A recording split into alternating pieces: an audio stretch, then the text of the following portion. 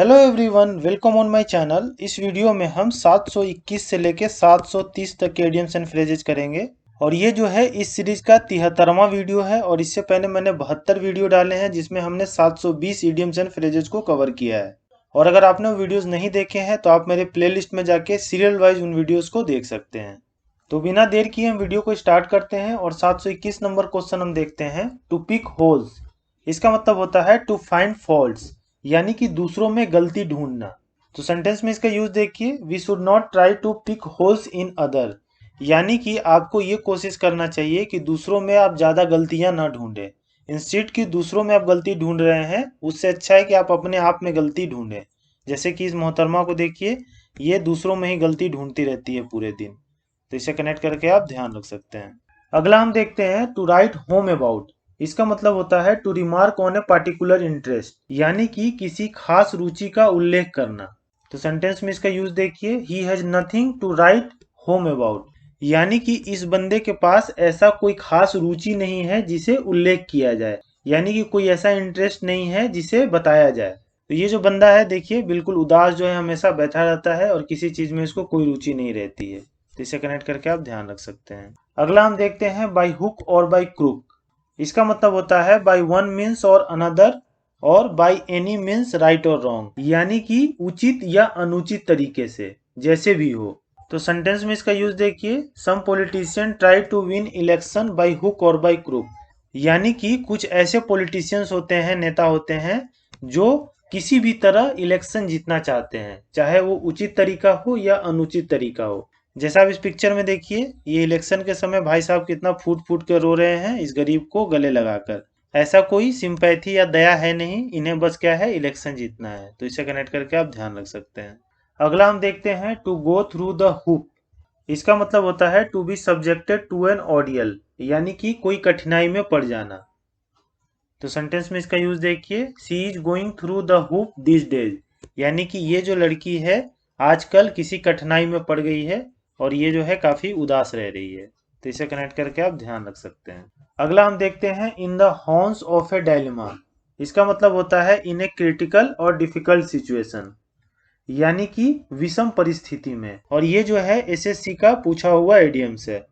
तो सेंटेंस में इसका यूज देखिए, he is on the horns of a dilemma as far as the question of helping his enemy is concern, यानी कि वह जो है विषम परिस्थिति में है कि वो अपने दुश्मन की मदद करे या नहीं करे।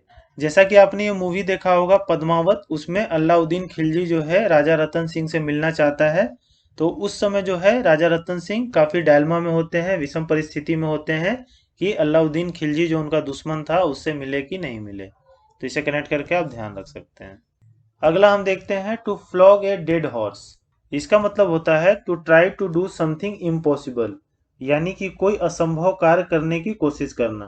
तो सेंटेंस में इसका यूज देखिए, it is foolish of him to flog a dead horse, यानी कि यह मूर्खता है कि वो असंभव कार्य करने की कोशिश कर रहा है। फ्लॉग का मतलब होता है पीटना। तो अगर आप एक मरे हुए घोड़े को कितना भी पीट लीजिए, वो कभी उठ के भागने वाला नहीं है। तो ये क्या है, एक तरह का असंभव कार्य है, इम्पॉसिबल कार्य है। तो इससे कनेक्ट करके आप ध्यान रख सकते हैं। अगला हम देखते हैं टू होल्ड वंस हॉर्सेज। इसका मतलब होता है टू रिस्ट्रेन वन सेल्फ, यानी अपने आप पर नियंत्रण रखना। तो सेंटेंस में इसका यूज देखिए, even in anger A sensible man holds his horse's, यानी कि एक जो समझदार आदमी होता है वो गुस्से में भी अपने आप पे काबू रखता है, अपने आप पर नियंत्रण रखता है। जैसा आप इस पिक्चर में देख पा रहे हैं, ये इसकी गर्लफ्रेंड है या इसकी वाइफ है, इस पे पूरा चिल्ला रही है, लेकिन ये बहुत ही सेंसिबल आदमी है। तो इसने जो है अपने गुस्से पे कंट्रोल रख रखा है। तो इसे कनेक्ट करके आप ध्यान रख सकते हैं। अगला हम देखते हैं a dark horse. A dark horse का मतलब होता है अनएक्सपेक्टेड विनर, यानी कि छुपा रुस्तम, या आप कह सकते हैं अप्रत्याशित विजेता, यानी ऐसा विजेता जिसके बारे में आपने उम्मीद नहीं लगा रखी थी। तो सेंटेंस में इसका यूज देखिए, miss Roma proved a dark horse in the singing competition, यानी कि मिस रोमा जो है वो छुपा रुस्तम निकली सिंगिंग कंपटीशन में। कोई एक्सपेक्ट नहीं किया था कि मिस रोमा जो है वो फर्स्ट प्राइज जीतेंगी, लेकिन इन्होंने इतना बढ़िया गाया कि जज खुश हो गए और इसे फर्स्ट प्राइज दे दिए। तो इससे कनेक्ट करके आप ध्यान रख सकते हैं। अगला हम देखते हैं फ्रॉम द हॉर्स माउथ।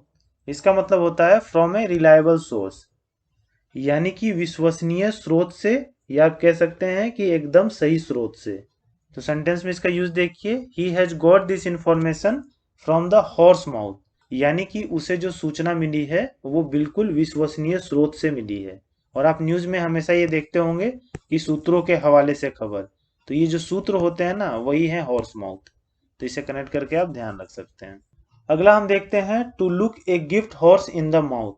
इसका मतलब होता है to be critical of a gift. और हिंदी में आपने कहावत सुना होगा कि दान की बचिया के दांत देखना, तो उसी का मतलब होता है ये to look a gift horse in the mouth. तो सेंटेंस में इसका यूज देखिए, a clever man does not look a gift horse in the mouth, यानी कि एक जो चालाक आदमी होता है वो दान के बछिया के दांत नहीं गिनता है। अगर वो बछिया जो है उसे दान में मिली है तो उसके दांत क्या गिनना है, फ्री का माल है, जो भी मिल रहा है लेके चल दो वहां से। तो इसे कनेक्ट करके आप ध्यान रख सकते हैं। तो इस वीडियो में हमने 10 इडियम्स एंड फ्रेजेस किए एंड आई होप कि आपको समझ में आ गए होंगे और आपको ये याद भी हो गए होंगे। और अभी तक जो है हमने 730 इडियम्स एंड फ्रेजेस को कवर कर लिया है। तो ये सीरीज जो है वो कंटिन्यू रहेगी जब तक जो ये बुक है a mirror of idioms and phrases इसको हम खत्म नहीं कर देते हैं। सो मिलते हैं नेक्स्ट वीडियो में, और अगर आपको ये वीडियो पसंद आता है तो please like share and subscribe to my channel. Thank you.